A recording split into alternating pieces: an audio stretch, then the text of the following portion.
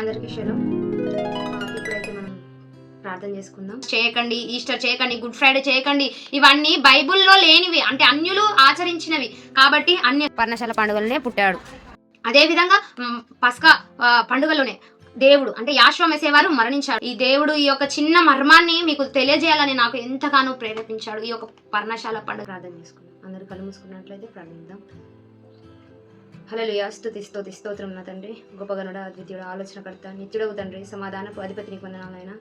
నిన్న నేడు రేపు ఏకరీతి ఉన్న సజీవుడ, సర్వోన్నత, సకల సృష్టికర్త, సకల ఆశీర్వాదాలకు కారణభూతుడవయ్యా. అయ్యా నాయన నీకు వందనాలు, స్తుతులు, స్తోత్రములు నా తండ్రి. అయ్యా ఇదిగో నా తండ్రి నాయన ఈ యొక్క నాయన ఫోన్ ద్వారా నా తండ్రి నాయన నీతో నా తండ్రి నాయన అనేకులు నాయన మాట్లాడుటకు సిద్ధమవుచుండగా అయ్యా నాయన నా నోట మీ మాటలు ఉంచి నాయన కావలసిన నాయన ప్రేరేపణ కలిగించి వారితో మీరే మాట్లాడండి, మహిమపరచండి.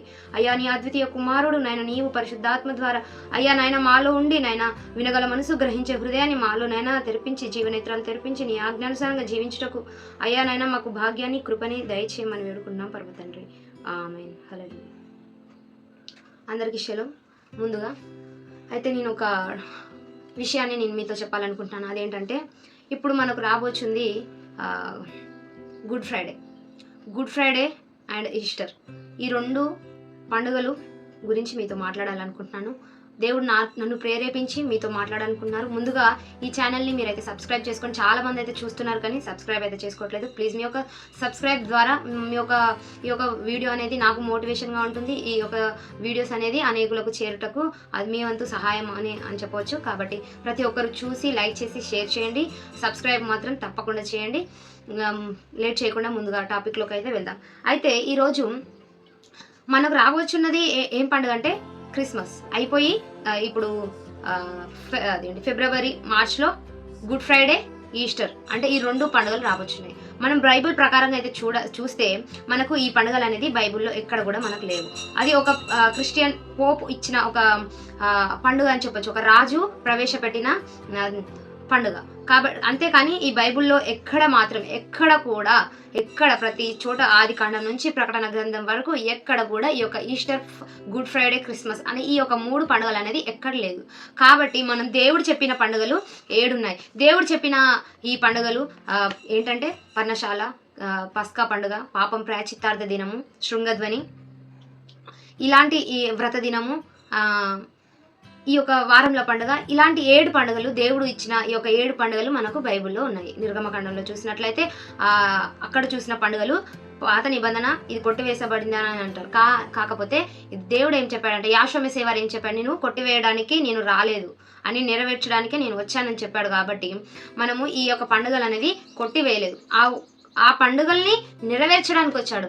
చూసినట్లయితే నిర్గమకాండంలో మోషే ఆ ఒక సముద్రాన్ని దాటించిన తర్వాత ఐగుప్తు ఫరో రాజు ఒక వెంబడిస్తుంటే ఆ ఒక రాజు దగ్గర నుంచి తీసుకొచ్చి ఆ ఎర్ర సముద్రాన్ని దాటించిన తర్వాత ఈ యొక్క పండుగలు అనేది ప్రారంభమైనవి. పర్ణశాల పండుగ 14వ తారీఖు బైబిల్లో ఉంది. అంటే అది ఎందుకంటే ఆ ఎర్ర సముద్రం దాటిన తర్వాత మీరు గుడారాలు వేసుకోండి అని చెప్పేసి ఆ యొక్క గుడారాల పండుగ అనేది, అంటే పర్ణశాల అంటే గుడారం అంటే పర్ణశాల ఆ పండుగ అని అర్థం. ఆ పండుగని ఆచరించండి అని ఆ ఒక నెలలో దేవుడు 7వ నెలల్లో పండుగ అనేది పాటించమని చెప్పాడు.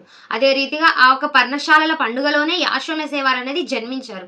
దానికి అనేకమైన ఆధారాలు ఉన్నాయి, కానీ అనేకమైన ప్రూఫ్లు ఉన్నాయి, మీకు చూపించాలి. అవన్నీ చూపిస్తే తప్ప మీరు ఒప్పుకోరు. కాబట్టి నేను ఇంకా వీడియోలో నేను ఆ ఒక ప్రూఫ్లను కూడా, ఆయన జనన మరణాల ఆ తేదీలు, ఆ ఒక ఎలా జరిగిందో, ఆ ఒక ప్రవచన నెరవేర్పు ఎలా జరిగిందో అనేది నేను నెక్స్ట్ వీడియోలో చెప్తాను.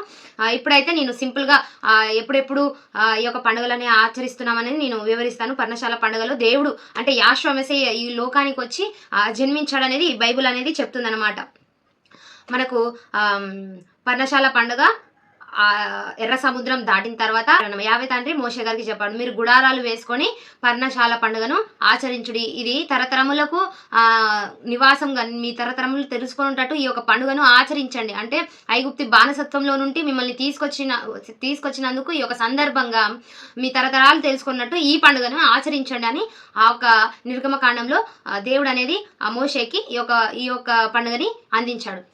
అదేవిధంగా ఆ బానిసత్వం నుంచి రాకముందు మొదటి నెల 14 తేదీ ఈ యొక్క పండుగను ఆచరించారు. 10 తెగుళ్ళు ఫరో ఒక రాజ్యం మీద, ఒక ఐగుప్తు దేశం మీద 10 తెగుళ్ళు అనేది రప్పించాడు. అప్పుడు నమ్మిన వారు ఇజ్రాయేలు ప్రజలు, దేవుణ్ణి నమ్మని వారు ఐగుప్తు వారు. కాబట్టి ఐగుప్తు వారికి బానిసత్వం నుంచి ఆ ఇజ్రాయేల్ని రప్పించడానికి ఈ యొక్క శ్రమలు అనేది దేవుడు చూపించాడు. అదేవిధంగా ఆ యొక్క 10 తెగుళ్ళు రప్పిస్తాడు.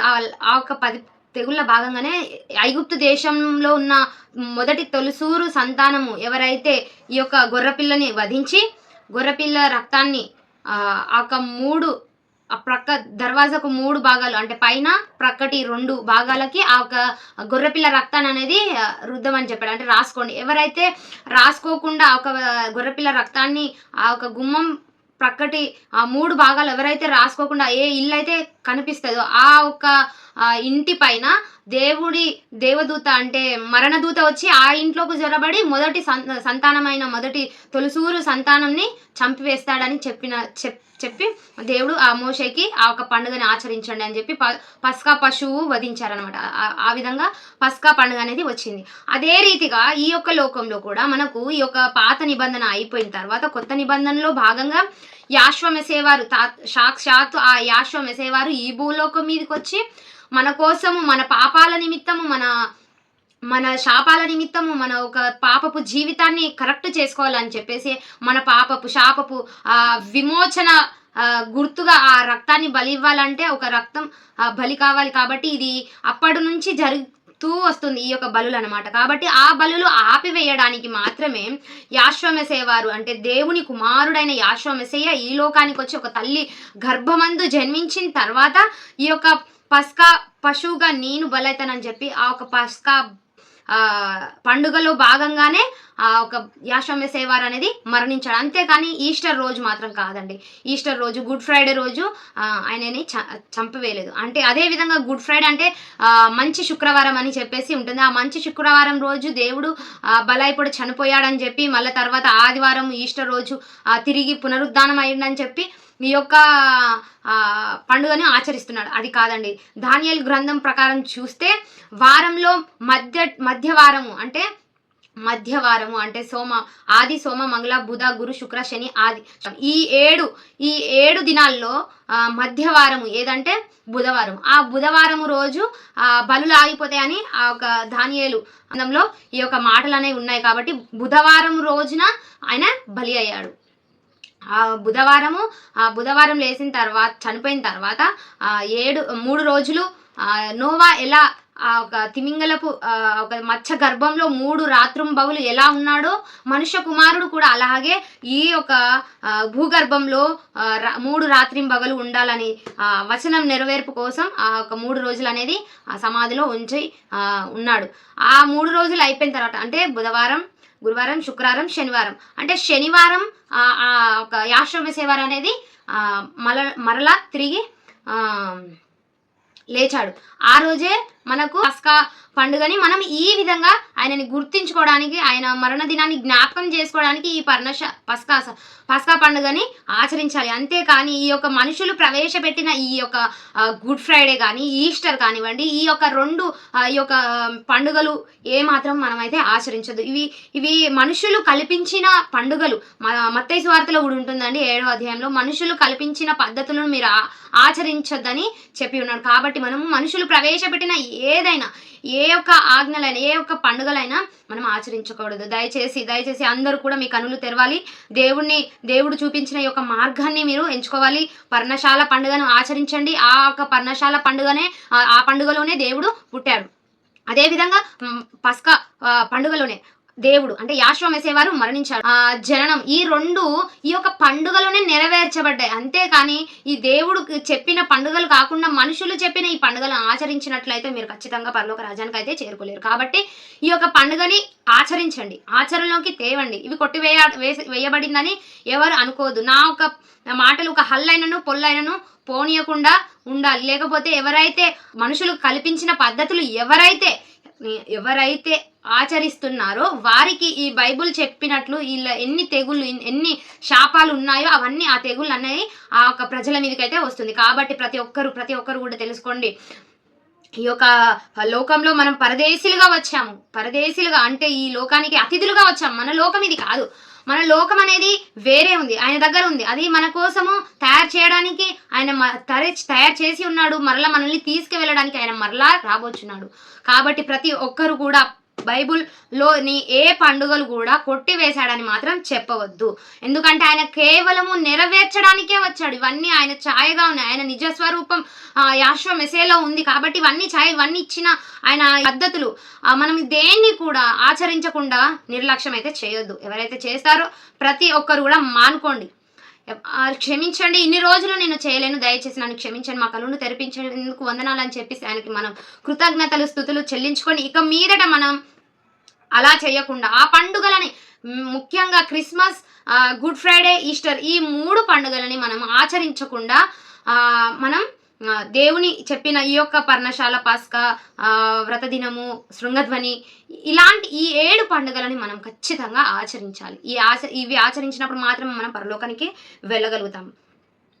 అదేవిధంగా నేను ఇది ఇంకా మీకు క్లారిటీగా ఉండాలంటే నేను ఇంకొకటి ఎగ్జాంపుల్ చెప్తాను. యాశ్వ మెస్సే వారు ఈ లోకంలో జన్మించిన తర్వాత 33.5 సంవత్సరాలు ఈ యొక్క భూమి పైన ఉన్నాడని మనకు బైబుల్ స్పష్టంగా తెలుపుతుంది. 30వ ఏట దేవుడు అనేది స్వార్థ పనిలోకి రావడానికి, అంటే బాప్తీసం తీసుకున్నది 30వ సంవత్సరంలో. బాప్తీసం తీసుకున్నాక 3.5 సంవత్సరాలు ఆయన సేవ అనేది చేశాడు. అంటే యాశ్వ మెస్సే పుట్టింది 33.5 సంవత్సరాల తర్వాత ఆయన మరణించాడు. అంటే ఒక బర్త్డేకి చనిపోయిన దానికి, పుట్టిన దానికి చనిపోయిన దానికి 6 నెలల తేడా ఉండాలి. అంటే ఇప్పుడు మనం ఎగ్జాంపుల్ క్రిస్మస్ రోజే యాశ్వ మెస్సే వారు పుట్టాడు అని అనుకుంటే అక్కడి నుంచి మనము 6 నెలలు కౌంట్ చేసినట్లయితే మనకు ఎన్ని రోజులు, ఏ నెలలో గుడ్ ఫ్రైడే, ఈస్టర్ రావాలండి? డిసెంబర్, జనవరి, ఫిబ్రవరి, మార్చ్, ఏప్రిల్, మేలో రావాలి. అంటే ఈ యొక్క 6 నెలల సమయం పూర్తవుతుంది. కానీ మనకు గుడ్ ఫ్రైడే అనేది ఎప్పుడు వస్తుందంటే ఫిబ్రవరి, మార్చ్లో వస్తుంది. అంటే 3 నెలలకే ఒక జననానికి మరణానికి 2-3 నెలల గ్యాప్లోనే వస్తుంది. కాబట్టి ఇది కూడా ఈ లెక్క ప్రకారం చూసినా కూడా ఇది తప్పే. కాబట్టి పర్ణశాల పండుగలో నుంచి పర్ణశాల పండుగ నుంచి పస్కా పండుగ వరకు మనం కంపేర్ చేసుకున్నట్టయితే 6 నెలల గ్యాప్ అనేది వస్తుంది. అంటే చేయకండి, ఈస్టర్ చేయకండి, గుడ్ ఫ్రైడే చేయకండి, ఇవన్నీ బైబుల్లో లేనివి, అంటే అన్యులు ఆచరించినవి. కాబట్టి అన్య దేవతలను ఆచరించినట్టే అవుతుంది. కాబట్టి ఈ యొక్క పండుగల్ని మీరు ఎవరు దయచేసి చేయకండి. బైబుల్లో ఇచ్చిన ఈ యొక్క పండుగల్ని కొట్టివేశారని మాత్రం అనుకోకండి. అవి నెరవేర్చడానికే ఆయన వచ్చాడు, వస్తున్నాడు కూడా. అందుకే కాబట్టి మీరందరూ కూడా పరలోక రాజ్యం చేరాలంటే ఈ యొక్క పర్ణశాల పండుగని, ఈ యొక్క పస్కా పండుగని, ఒక శృంగధ్వని పండుగని, ఈ యొక్క పండుగల్ని మనం ఆచరించాలి. ఇప్పుడు ఈ పండుగల్ని ఆచరిస్తేనే మనకు పరలోకం అయితే వస్తుంది. ప్రతి ఒక్కరు కూడా మీ యొక్క ఆలోచించండి. ఈ దేవుడు ఈ యొక్క చిన్న మర్మాన్ని మీకు తెలియజేయాలని నాకు ఎంతగానో ప్రేరేపించాడు. ఈ యొక్క పర్ణశాల పండుగను ఆచరిద్దాం, క్రిస్మస్ పండుగ కాదండి. కాబట్టి నేను చెప్పేది ఒకటే, ఈ యొక్క వాస్తవాన్ని ప్రతి ఒక్కరికి తెలవాలి. కాబట్టి ప్రతి ఒక్కరు కూడా ఈ యొక్క వీడియోని లైక్ చేయండి, షేర్ చేయండి, తప్పకుండా లైక్ చేయండి, సబ్స్క్రైబ్ చేయండి. చూస్తున్నారు కానీ ఎవరు సబ్స్క్రైబ్ చేయట్లేదు. దేవుని వాక్యం, ఈ యొక్క వాక్యం దేవుడు దీవించును గాక. ఆమేన్.